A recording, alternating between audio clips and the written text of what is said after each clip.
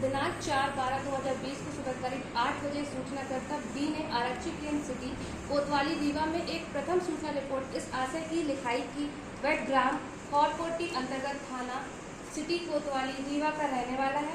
दिनांक 30/11/2020 को शाम तकरीबन 7 बजे जब वह अपने कार्यालय से आकर अपने ड्राइंग रूम में आराम कर रहा था तो अभियुक्त A1 एवं अभियुक्त A2 उनके प्लाट में उसकी खुली हुई नाली को लेकर गाली गलौज करने लगे।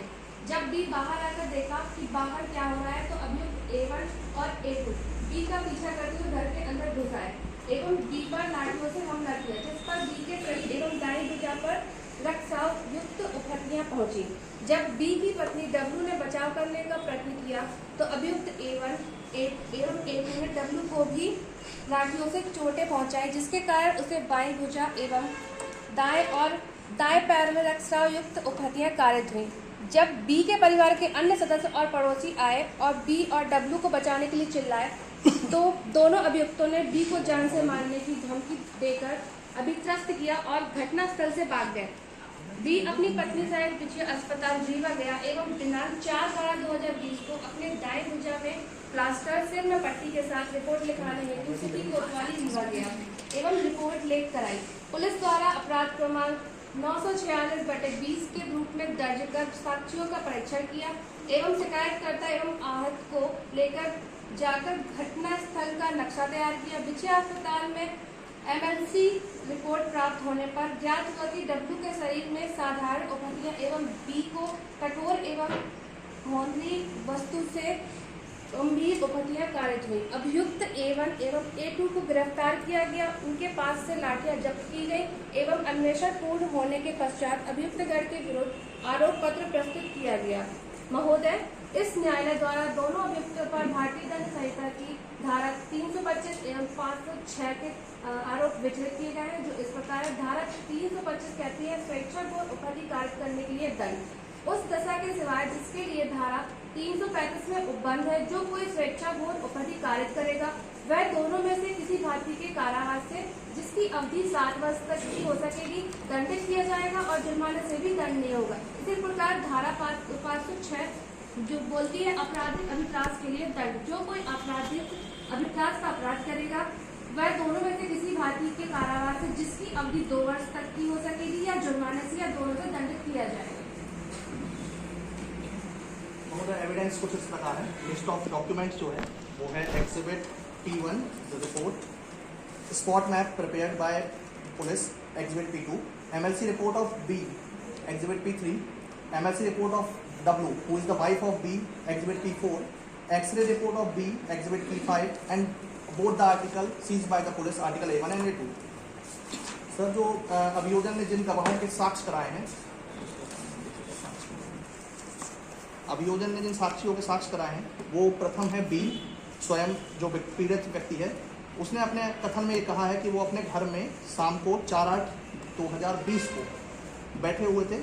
ये घटना है 30 नवंबर 2020 की। वो अपने घर अपने ऑफिस से लौटे, अपने ड्राइंग रूम में बैठे थे। उन पर A1 और A2 जो पिता पुत्र हैं दोनों उनके घर आए, गाली गलौज की उनके साथ, उनको लाठियों से मारा। जब उनकी पत्नी बीच बचाव के लिए उतरी आई जो डब्लू है, उनको भी लाठियों से मारा गया। तत्पश्चात उनके पड़ोसी आए और पड़ोसियों को देखकर A1 और A2 जाते जाते उनको धमकी देकर गए जान से मारने की और भाग गए। इसके बाद डब्लू जो बी की वाइफ है उन्होंने भी उनका पूरा समर्थन किया कि यही सच है। एक और विक्टिम उनके वो है पड़ोसी आर, उन्होंने भी प्रोसिक्यूशन की स्टोरी का सपोर्ट किया है पूरे तरीके से। डॉक्टर जो प्रोसिक्यूशन विटनेस 4 है, उन्होंने बी की स्टोरी को बी और डब्लू की रिपोर्ट तैयार की थी, MLC रिपोर्ट, एक्सरे रिपोर्ट, और उन्होंने भी सपोर्ट किया है। और A1 A2 जो 2 आर्टिकल है लाठियाँ, उन पे चोट खून के निशान किया है थोड़े बहुत, तो उसका सपोर्ट किया। इन्वेस्टिगेटिंग ऑफिसर जो है आई, प्रोसिक्यूशन विटनेस 5, उन्होंने भी प्रोसिक्यूशन का पूरी तरीके से समर्थन किया है और उन्होंने ये बताया कि उन्होंने इन्वेस्टिगेशन की थी। महोदय, इस कारण प्रोसिक्यूशन ये मांग करता है कि हमने अपना मामला सिद्ध किया है, अतः दोनों अभियुक्त A1 और A2 को अधिकतम सजा दी जाए। धन्यवाद।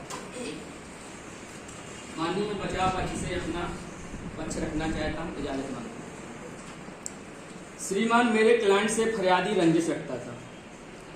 जब घटना 30 दिसंबर 2020 को पंजीबद्ध वो घटना कारित हुई है, श्रीमान से 4 दिन बाद पुलिस को किसी प्रकार की घटना से संबंधित रिपोर्ट दर्ज नहीं कराई।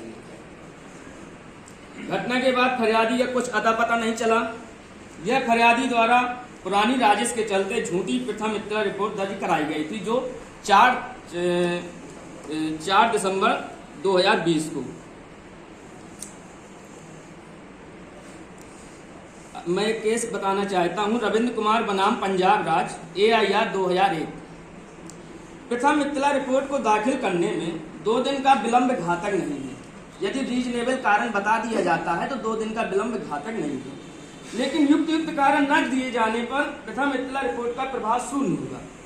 यहाँ पे 30 नवंबर 2020 को मामला घटना घटित हुई थी और अभियोजन पक्ष ने 4 दिसंबर 2020 को प्रथम इत्तला रिपोर्ट दर्ज कराई। बी की रिपोर्ट एक ही संविभाग का भाग होने की सुसंगत से भिन्न है, जो सेक्शन 6 बताती है एविडेंस एक्ट की, क्योंकि घटना 30 नवंबर 2020 की है और रिपोर्ट FIR 4 दिसंबर 2020 को दर्ज कराई गई। इस पर एक पुराना मामला है 1894 का R बनाम बिडिंगफील्ड। इस मामले में एक स्त्री कमरे के बाहर निकलती है घटना घटित होने के बाद और वह कहती है, देखो चाची, मेरी बिडिंगफील्ड ने क्या दुर्दशा की है। उस टाइम पे मुख्य न्यायमूर्ति काकबर्ण ने इस कथन को अग्राह्य माना। इसलिए माना है कि यदि उस समय उसने कुछ भी कहा होता, जब घटना घट रही थी उस समय यदि वो कुछ भी कहा होता तो ऐसा साक्ष्य ग्राह्य होता। ऐसा न करो, मुझे मत मारो, ये सारे तथ्य सुसंगत थे, लेकिन उसने ऐसा कुछ नहीं कहा। FIR 4/12/2020 को एक ही संविभाग का भाग नहीं है तथा पुलिस रिपोर्ट में लिखवाई गई बातों का एक मनगढ़ंत साजिश के तहत श्रीमान फरियादी के नाली का पानी A1 एवं A2 के प्लाट में जाता रहा, वो भी लंबे समय से जाता रहा। ये पुरानी रंजिश है। उन्होंने B को अवगत कराया, A1 एवं A2 ने B को भी अवगत कराया है कि आपके घर के नाली का पानी हमारे प्लाट में आता है और आप नगर पालिका के अधिकारी हैं अपने पद का। लेकिन उनने इस बात को दरकिनार किया और अपने पद का दुरुपयोग करते हुए उपाय न करने की धमकी देता था। यह विवाद कई दिनों से चिंता का विषय बना हुआ है। फरियादी तथा उसकी पत्नी ने क्लाइंट के दरवाजे से एक नई मोटरसाइकिल, फरियादी ने एक नई मोटरसाइकिल खरीदी। वह अपनी पत्नी को उसके दरवाजे से निकले और जो उसके घर की नाली का पानी था मेरे क्लाइंट के प्लाट में जाता रहा, जिससे पूरा रास्ता मचा हुआ था। फरियादी की गाड़ी निकली तो वह गाड़ी स्लिप हो गई और दोनों गिर गए।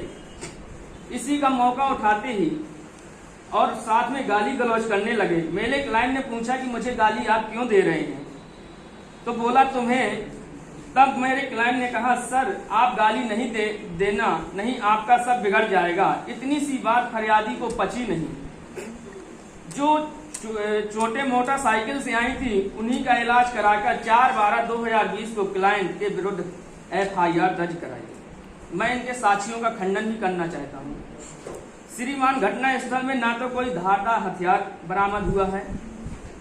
जो अभियोजन साक्ष्य, जो डॉक्टर है, जो 4थे नंबर का अभियोजन साक्षी है, स्वीकार किया कि फरियादी व उसकी पत्नी को कोई गंभीर चोटें कारित नहीं हुई। प्रयागराज JAN इलाहाबाद हाईकोर्ट ने कहा कि अपराध के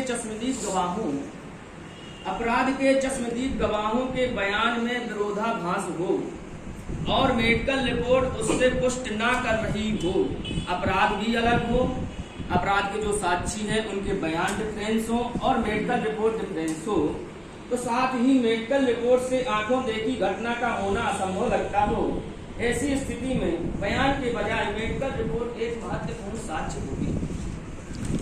न्यायमूर्ति सुनीता अग्रवाल एवं न्यायमूर्ति दीपक वर्मा खंडपीठ ने कहा, जहां चश्मदीद गवाहों के बयान में विरोधाभास हो, मेडिकल साक्ष्य चश्मदीद के साक्ष्य के सही होने की संभावना को पूरी तरह से नकार दी, तब मेडिकल साक्ष्य को वरीयता दी जाएगी। इसी आधार पर कोर्ट ने अध्यक्ष न्यायालय द्वारा 4 अभियुक्तों को सुनाई गई उम्र कैद की सजा को भी रद्द कर दिया। श्रीमान फरियादी द्वारा जिन साक्षियों के साक्ष्य कराए गए वह सभी उसके घर के सदस्य हैं। वह सभी उसके घर के सदस्य हैं। जो अभियोजन साक्षी आर है वह पीड़ित व्यक्ति बी का सगा भाई है।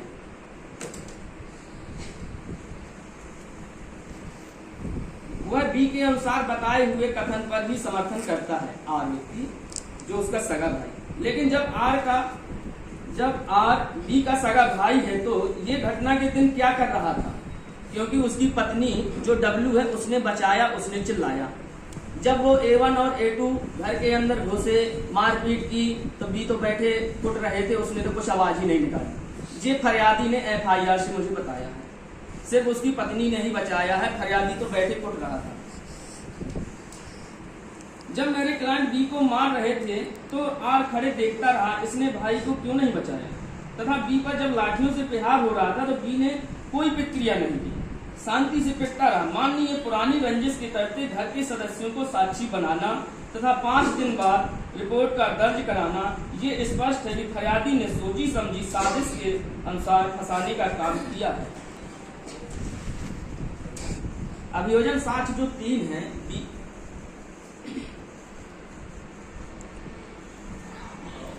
अभियोजन साक्ष्य जो 3 है, बी वो आर बी का सगा भाई है, उसके लिए IPC की धारा 106 के लिए दंडित भी किया जाना चाहिए।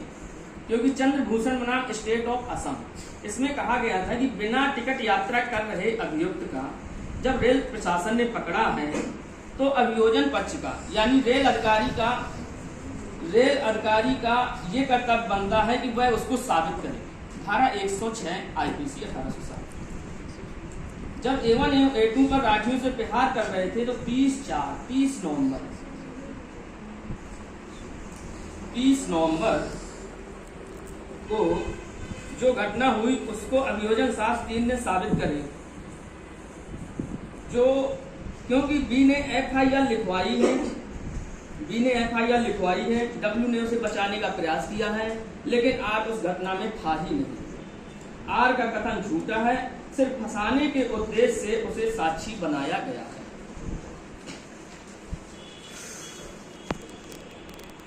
भूषण और न्यायमूर्ति आर सुभाष रेड्डी की बेंच ने रामचंद्र एवं अन्य बनाम हरियाणा सरकार 2017 सुप्रीम कोर्ट 321 इस मामले का हवाला देते हुए सुप्रीम ने कहा हुआ कि हितबद्ध व्यक्ति या सगे संबंधी किसी मामले में साक्षी हैं तो विचार किया जा सकता है, बशर्ते ऐसे साक्ष्य रिकॉर्ड पर लाए गए हैं सबूतों द्वारा पुष्टि की जाएगी। लेकिन यहाँ पर हितबद्ध व्यक्ति डब्ल्यू एवं आर द्वारा जो साक्ष्य दिए गए हैं वो एक जैसे हैं, लेकिन किसी अन्य दस्तावेजी साक्ष्य द्वारा पुष्ट नहीं किए गए। तथा डॉक्टर जो डी है, इससे स्पष्ट होता है कि मेरे क्लाइंट को आपसी रंजिश में फंसाया गया। अतः श्रीमान जी से निवेदन है कि मेरे क्लाइंट को दोष मुक्ति प्रदान की जाए। सर डिफेंस ने खुद ये प्रूव किया कि वो गिल्टी है। ऐसे इन्होंने कहा कोई भी धारदार चीज जब्त नहीं हुई। हमने कहा ही नहीं कि धारदार चीज से मारा गया। हमने कहा था 2 लाठियां हैं A1 A2 जिन पे खून के धब्बे हैं, वो बरामद हुई है, वो हमने ऑन रिकॉर्ड भी दिखाया। उसके बाद इन्होंने खुद ने कहा कि मेरे जो क्लाइंट मतलब पीड़ित व्यक्ति वो बाइक से जा रहे थे, दलदल होने की वजह से वो गिरते ही उन्होंने गाली गलौज की। तो इन्होंने धमकी दी कि श्रीमान आप गाली गलौज नहीं करें, अन्यथा आपके लिए अच्छा नहीं होगा। तो 506 का अपराध तो इन्हें खुद स्वीकार कर दिया। और रही बात 325 की, IPC 325 ग्रीवियस है, तो वो ऐसे प्रूव हो रहा है सर कि इन्होंने जब दोनों पक्षकारों को मारा लाठियों से तो उसकी MLC रिपोर्ट, एक्सरे रिपोर्ट, ये सब डॉक्यूमेंट पे है, तो उससे ये प्रूव हो गया ग्रीवियस हर्ट हुआ है। डॉक्टर के स्टेटमेंट है जो प्रोसिक्यूशन विटनेस 4 है, उन्होंने कहा है, इन्होंने कहा कि अगर साक्षियों के कथन में विरोधाभास हो तो रिपोर्ट, डॉक्टर की रिपोर्ट को माना जाएगा, मेडिकल रिपोर्ट को माना जाएगा। तो मेडिकल रिपोर्ट यही बोल रही है कि बी जो मुख्य पीड़ित है उनकी हड्डी टूटी, जो वाइफ है उनकी डब्ल्यू, उनके सिर पे गंभीर चोट आई, दोनों ने पट्टी बांधी हुई अवस्था में थाने जाकर रिपोर्ट दर्ज कराई। इन्होंने कहा कि 4 दिन बाद रिपोर्ट क्यों दर्ज हुई, तो 4 दिन का सर वो हॉस्पिटल का सर्टिफिकेट है कि 4 दिन तक पीड़ित अपना इलाज करा रहे थे क्योंकि हाथ में प्लास्टर बंधा हुआ था और वो प्लास्टर अभी बंधा हुआ है। राइट हैंड की बोन फ्रैक्चर हुई है। तो इन्होंने जो जो कहा वो इन्होंने खुद ये सिद्ध कर दिया कि ये दोषी है। धन्यवाद।